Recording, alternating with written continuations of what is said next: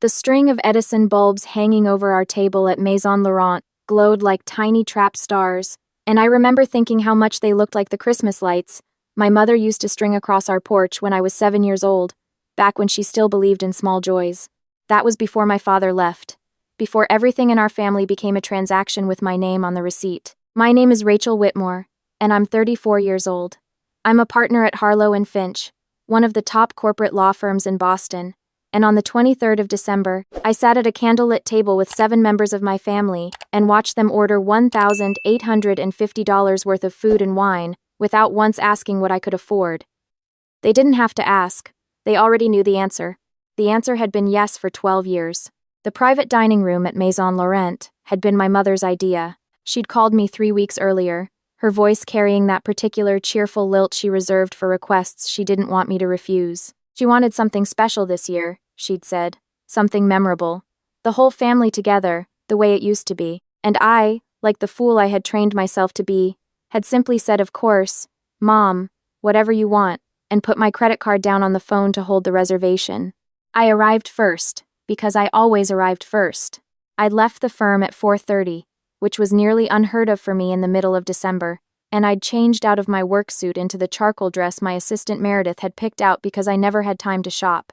The hostess walked me back through the restaurant, past tables of couples leaning toward each other in the low golden light, past a pianist playing something soft and old, and into a private room with a long oak table set for 8. Pine garlands wrapped the chandelier. A centerpiece of white roses and cedar branches sat in the middle. It was beautiful, the way expensive things are always beautiful, and I remember feeling something tighten in my chest as I looked at the empty seats and imagined who would fill them. My mother arrived next, sweeping in with her cashmere coat and her new haircut and the faint perfume of a department store counter, and she kissed me on both cheeks like we were French, and told me I looked tired. My younger sister Chelsea came 20 minutes later with her husband Derek, both of them already slightly drunk from what Chelsea called a pregame at her apartment, which meant they'd been drinking the good gin I'd bought her for her birthday.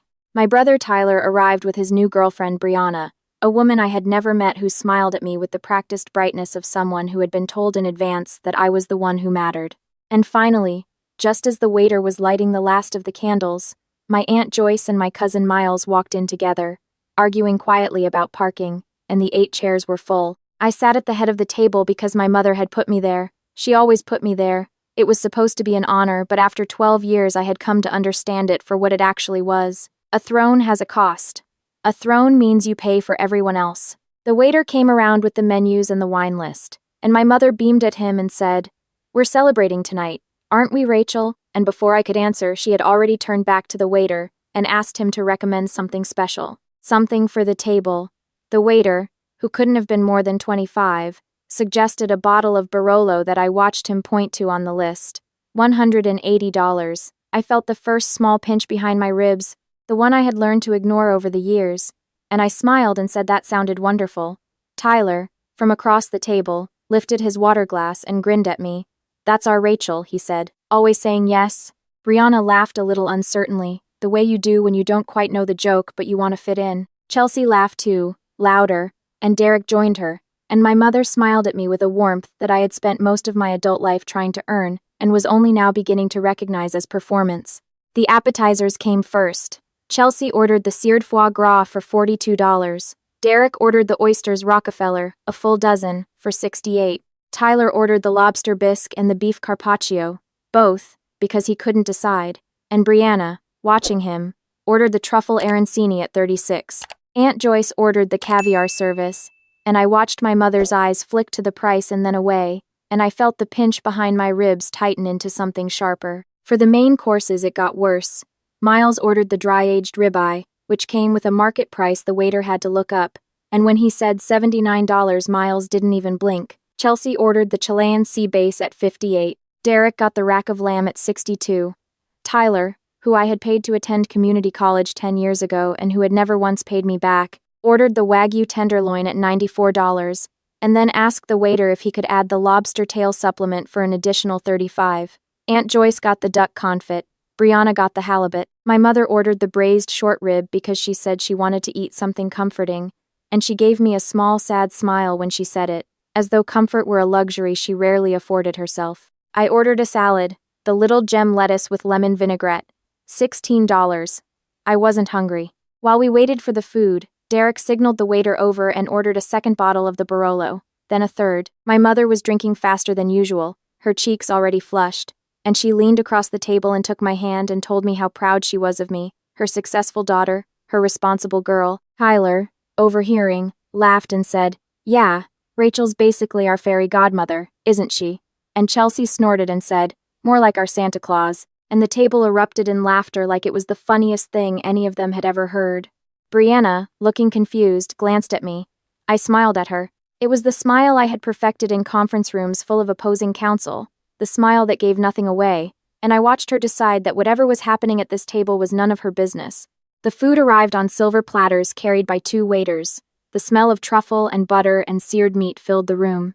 My family began to eat the way my family had always eaten at my expense, which is to say greedily, ungratefully, and with no sense that the plates in front of them represented anyone's work but the kitchen. My mother cut into her short rib and closed her eyes and told the table it was the best thing she had tasted in years. Chelsea took a photograph of her sea base for Instagram and captioned it, I assume, with something about family and gratitude.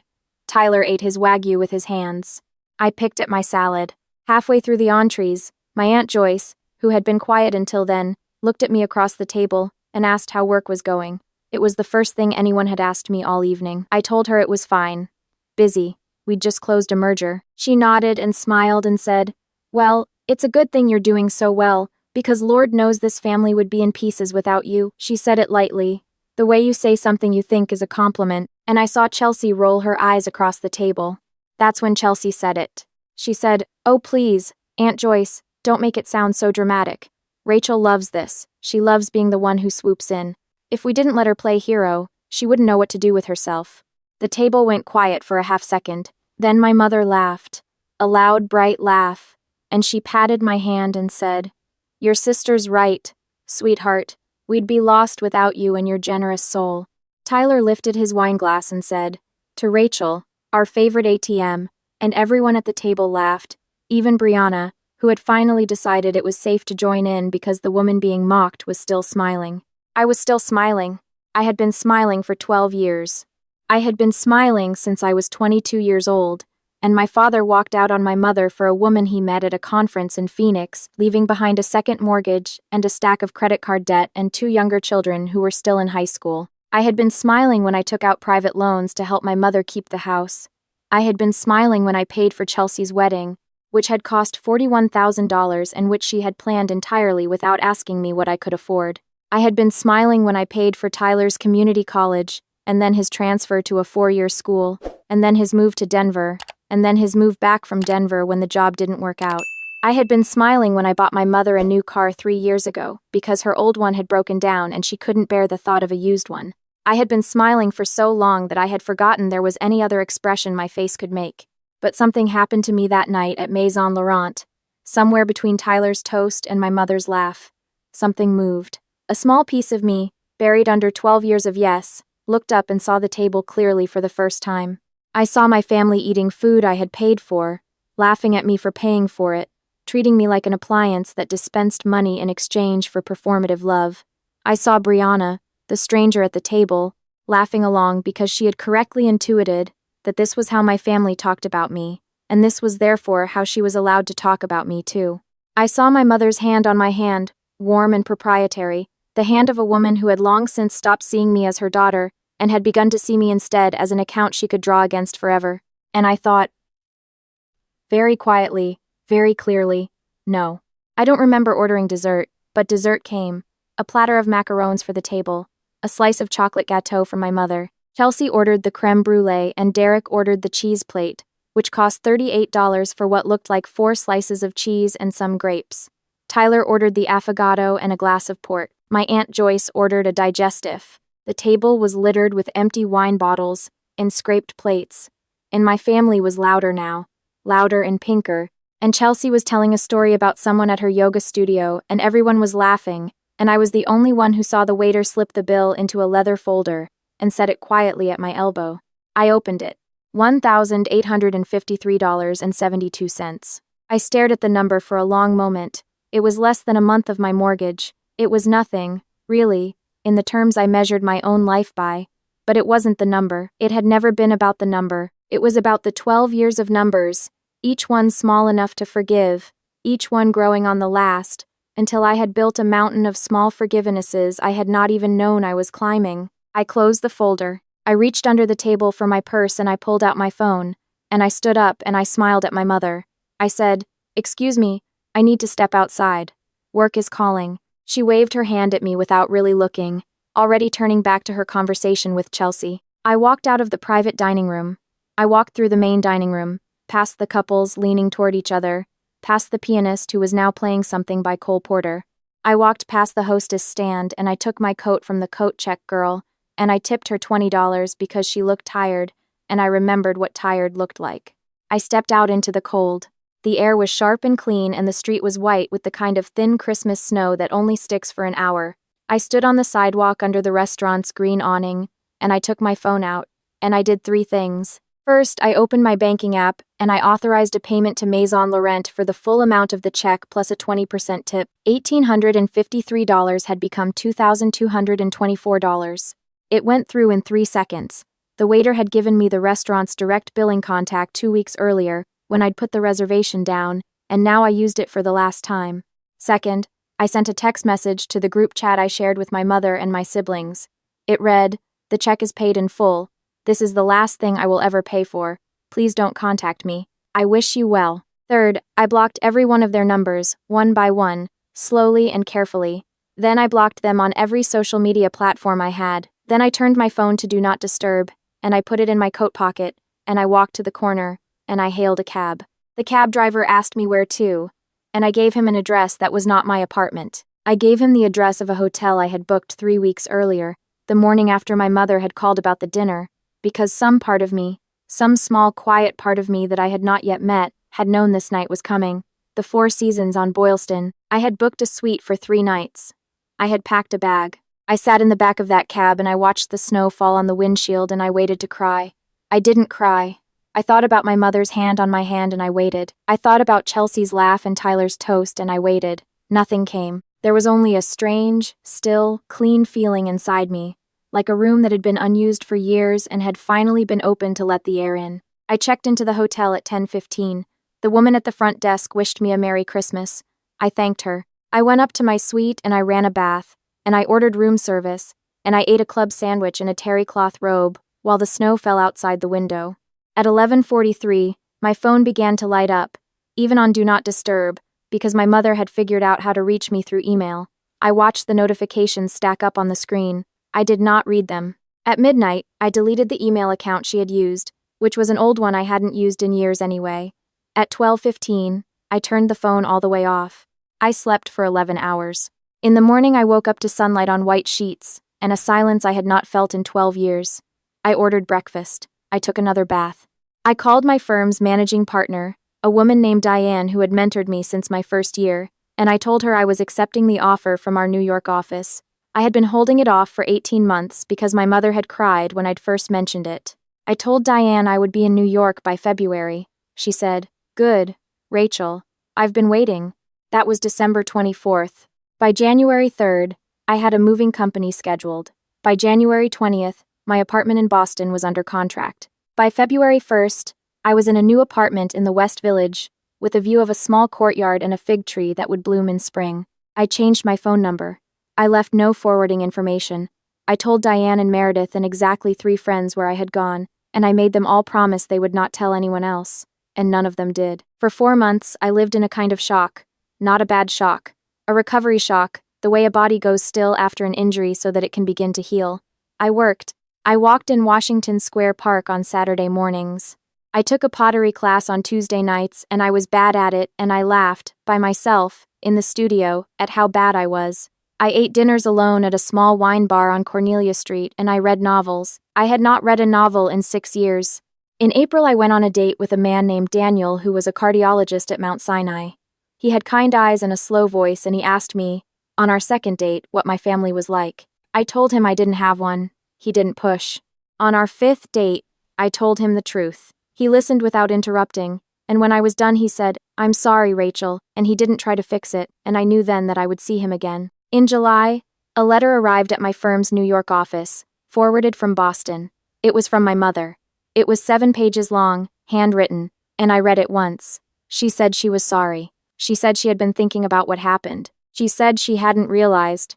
She said she missed me. She said Chelsea had moved in with her because Derek had left, and Tyler had lost his job again, and Aunt Joyce was sick, and she, my mother, was beginning to understand what I had carried. She asked me to call her. I put the letter in a drawer. I did not answer it. I am not cruel. I know what people will say. I know some of you are listening to this and thinking, but Rachel, she's your mother. She apologized. She's older now. She's alone. I know. I have thought about it every day since the letter arrived. But here is what I have learned in the months since I walked out of that restaurant. A person can love someone and still not owe them a future. A person can forgive someone in her heart and still not invite them back into her life. The work of rebuilding myself after 12 years of being a wallet with a name was not the work of one apology. It was not the work of one Christmas. It was the work of a life I had not yet lived, and I was not going to spend that life teaching people, again, how to take from me. Daniel and I moved in together last month. His daughter from his first marriage, a 7-year-old named Hazel, is learning to read. She calls me Miss Rachel. Last Sunday, she sat on my lap at the kitchen table and sounded out the word wallet from a picture book, slowly, W-A-L-E-T, and when she got it right, she looked up at me with her whole small bright face and asked if we could go to the park. I said yes. I said yes the way I had not said yes in 34 years, which is to say I said it because I wanted to, and for no other reason. We went to the park. I don't know what happened at the table after I walked out of Maison Laurent. I have never asked. I have imagined it sometimes, in the first weeks, before I trained myself to stop imagining. I have imagined my mother laughing, still, for a while, before she noticed I had been gone too long. I have imagined Tyler making a joke. I have imagined the waiter coming back with the leather folder, opened, the receipt stamped paid, and my family staring at it and beginning to understand. I have imagined the long silence that would have followed.